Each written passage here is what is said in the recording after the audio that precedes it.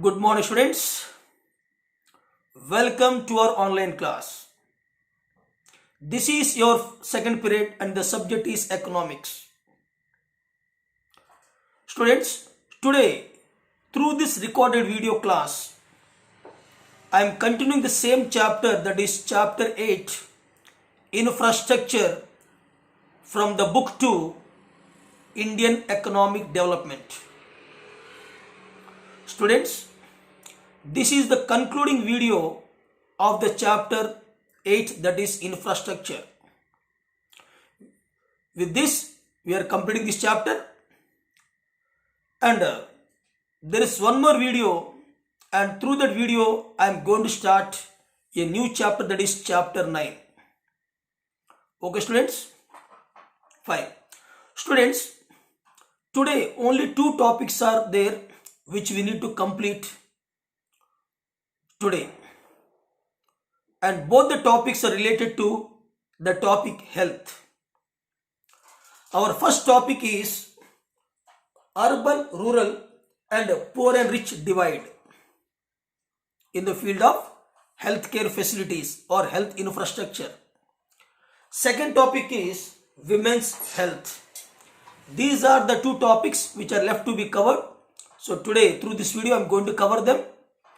I suggest all my students to watch this video carefully and listen to my lecture what I am explaining. Fine. So coming to first topic, that is urban, rural and poor and rich divide. Students, out of 100% of population in India, 70% of population lives in rural areas, I mean villages. I repeat, out of 100% of population in India, 70% of population lives in rural areas. But when it comes to the hospitals, out of 100% of hospitals in the country, only 1/5 hospitals, 1/5, that means out of 100, 20 only. So 1/5 hospitals are there in rural areas. Just imagine what is the condition. Okay. Similarly, here half of the dispensaries in the country are there in rural areas. Generally, dispensaries are needed more in rural areas, but only half of the dispensaries in the country are found in rural areas, which are very less. Similarly, there are 6.3 lakh beds in the government hospitals as per the data given in the textbook. So 6.3 lakh beds are there in the government hospitals, out of which only 30% of these beds are available in rural areas. Thus, people living in rural areas do not have sufficient, with the above data I can say, thus people living in rural areas are not having sufficient health infrastructure in villages. Naturally, when the health infrastructure is very less, there is a difference between the health status among the people of rural and urban areas. I mean, since the difference in health infrastructure in rural and urban areas, there is a difference in the status of health among the people, or status of health of people when compared with rural and urban. Rural area people health will be not up to the mark when compared with the urban people. So this led to the difference in health status of people between rural and urban areas. Coming to the hospitals, only 0.36 hospitals are there for every 1 lakh population in rural areas. 0.3 hospitals, 0.36 hospitals are there for every 1 lakh population living in rural areas, whereas 3.6 hospitals are there for every 1 lakh population in urban areas. See the difference. In rural areas 0.36, whereas in urban areas that is 3.6. So 3.6 hospitals are there for every 1 lakh population lives in urban areas, and 0.36 hospitals are there for every 1 lakh population in rural areas. So with this we can imagine the health status of the rural population. Coming to the primary healthcare centers, the primary healthcare centers are generally found in villages, rural areas. Already we have discussed. So the primary healthcare centers which are there in the villages, rural areas, they are not having the facilities of X-ray, blood testing facilities, but generally these facilities are available in all the hospitals which are found in urban areas. X-ray facility, blood testing facilities, these are not available in the primary healthcare centers which are there in rural areas, whereas these facilities are there in all primary healthcare centers in urban areas. Coming to Bihar, Rajasthan, Madhya Pradesh, Uttar Pradesh, these are the states which are lagging behind in the health infrastructure in our country India. Bihar, Uttar Pradesh, Madhya Pradesh, Rajasthan, these 4 states are lagging behind. They are backward in the field of health infrastructure in our country India when compared with other states. In rural areas, the percentage of people who have no access to proper healthcare facilities has increased in the last few years. More and more people who are living in rural areas are not able to access the healthcare facilities, and the number of such people have increased over the few past years. I mean to say, most of the rural people who are not able to access the healthcare facilities, their number has been increased tremendously in the past few years. Moreover, villagers, rural people, are not able to access the specialized medical care. They are not able to access the specialized medical care such as gynecology, pediatrics, obstetrics, and anesthesia. These facilities, gynecology problems cannot be attended. Pediatrics, that they cannot attend these problems. Child care, similarly anesthesia facilities and obstetrics facilities, these facilities are not available. These specialized healthcare facilities are not available for the villagers in rural areas in primary healthcare centers. Even though in our country India there are 380 registered medical colleges are there. 380 registered medical colleges are there in India, which are producing 44,000 medical graduates every year. 380 registered medical colleges, and every year output is 44,000 medical graduates. But the number of doctors are still fall below the requirement. The number of doctors are very less in our country India. Moreover, the shortage of doctors are always felt in rural areas. In rural areas, the number of doctors are very less. Moreover, 1/5 of these doctors or doctor graduates leave the country for better monetary prospects to other countries. those who are completing the graduate from medical colleges. Out of total, nearly 1/5 of doctor graduates are moving abroad for better monetary prospects. And those who are there in India, they are also not showing their interest to give their practice in rural areas. Most of them opened their private clinics and doing practice in urban areas. So in such a case, how we can expect the healthcare facilities are good in rural areas? Moreover, the poorest 20% of Indians, the poorest people who are living in India in both rural areas and urban areas.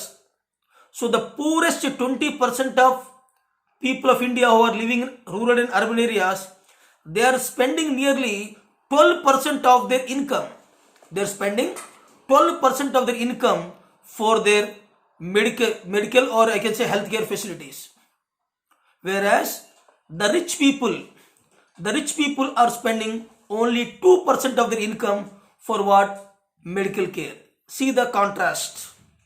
The poorest 20% people who are living both in rural and urban areas are spending nearly 12% of their income for their healthcare facilities, whereas the rich people in India are spending only 2% of their income for their healthcare. So in this case, what is possible? Most of the people who are living in rural areas or poor people, in order to get their healthcare facilities, for better health facilities, they are selling their properties. They are selling their properties for medical treatment. Since government run hospitals do not provide sufficient health facilities, all the government hospitals are not able to provide better healthcare facilities. So naturally people are going towards private hospitals, private clinics for better healthcare facilities. And when they're going to private hospitals and private clinics for better health facilities, so the private people, they are charging more money for the medical care facilities or healthcare facilities. In this way, the poorest people are the sufferers. Now coming to the next topic, that is women's health. Women's health. What is the status of women's health in our country, India? Students, 50% of India's population constitute women population. Out of 100% of population of India, 50% of population India constitute women. But these women, they suffer many disadvantages. They suffer many disadvantages as compared to men in the areas of health facilities, economic activities, education, and so on. I repeat, students, out of total population of India, women constitute 50% of population. But this 50% of women population suffer with many disadvantages when compared with men. So they are getting neglected in the field of education, in the field of economic activities, and also in the field of healthcare facilities. The child sex ratio is also not showing a good indicator in India. According to 2011, the child sex ratio is, or I can say female sex ratio is 927 per thousand. According to 2001, 927 females are per thousand males, child sex ratio, which was again fall to 914 in the year 2011. That means Indian families are not preferring female child. Okay, that is female sex ratio. In 2001, it is 927, which falls to 914 by the 2011. That means the female sex ratio or the child sex ratio is also deteriorating day by day in our country India. Because of what? Female foeticide. You know what is meant female foeticide. I mean, the pregnant women, they does not prefer the female child to give us birth. That's why they are going for abortions. Hence, female foeticides are increasing day by day in our country India. Moreover, nearly 3 lakh girl child, age of 15 years, nearly 3 lakh girl child, the age group of 15 years, already got married, early marriages, and also what? Gave birth to one child. Their health condition is not good. I mean, 3 lakh girls aged 15 years are not only married but already born children at least once. This is the condition of India. More than 50% of married women, more than 50% of married women in the age group of 15 to 49 years, more than 50% of married women between the age group of 15 to 49 years have facing so many problems. Anemia problem, I mean lack of blood. Anemia problem. At the same time, nutritional anemia problem. Anemia problem, nutritional anemia problem, which is caused due to deficiency of iron. At the same time, these deficiencies are increasing the maternal mortality rate at the time of delivery. Anemia problem, nutritional anemia problem, deficiency of iron. These problems are faced by women, which results in what? Increase in the maternal mortality rate.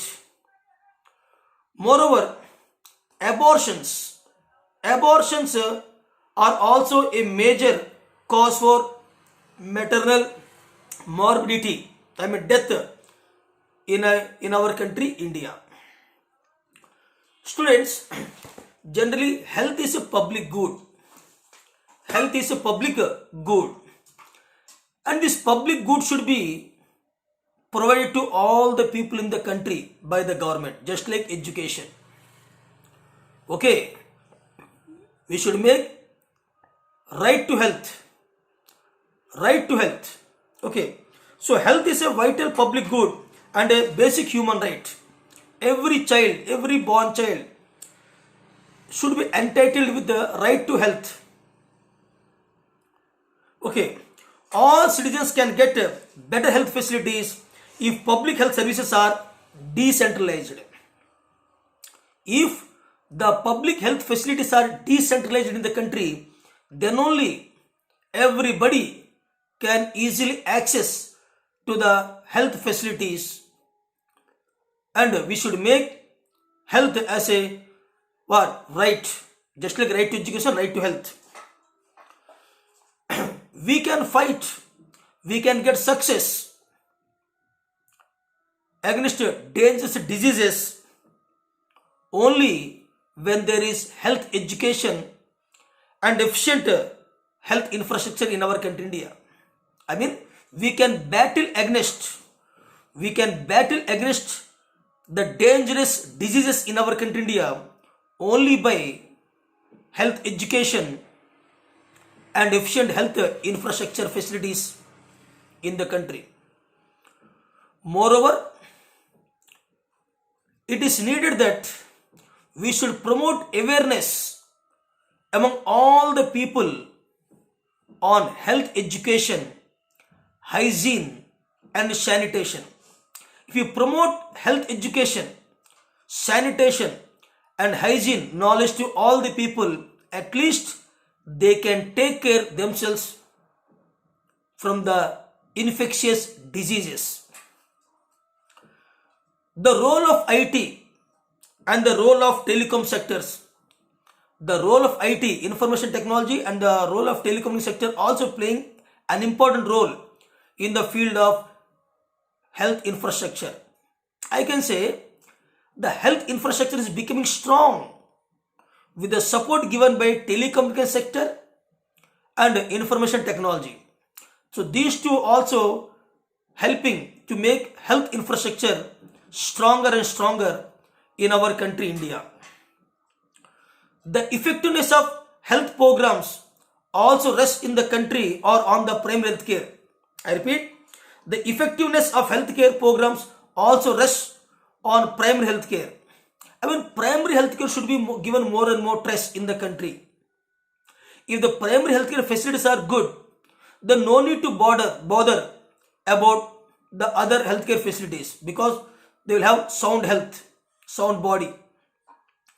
The ultimate goal should be to help people move towards better quality of life. There's a sharp divide between, listen, there's a sharp divide between what? Urban and rural healthcare in India. This difference should be bridged. This gap should be bridged. I repeat once again, there's a wide gap, there's a sharp divide between urban and rural population regarding the healthcare facilities. That gap should be bridged, that gap should be covered. Okay, if we continue to ignore this divide, suppose if we keep the divide between urban and rural people regarding health facilities, okay, then what will happen? We run the risk of de-establishing the socio-economic fabric of our country. In order to provide basic health facilities or basic healthcare facilities to all, okay, accessibility, affordability need to be integrated. Accessibility and affordability need to be integrated in our basic health infrastructure in India. So, conclusion is what? That healthcare facilities in India are less when compared with other countries. Moreover, the health infrastructure is poor in India. There is a wide disparity and difference between healthcare facilities between rural and urban areas. The status of rural people in India in health is poorer than urban people. Moreover, comes to male and female, the female health status is poorer than male. Moreover, the child sex ratio is also very less in India and day by day degrading or deteriorating, which need to be checked immediately. So all the government should play a positive role in developing the health infrastructure in every country, and we should make health facilities as the right to all the people. So we should make a right to health for all the people in the country. Then only there is a progress, there is a development in every country, also in our country. Thank you, students. This is the end of the chapter. Now in the next video we will move to another topic. Till then, thank you.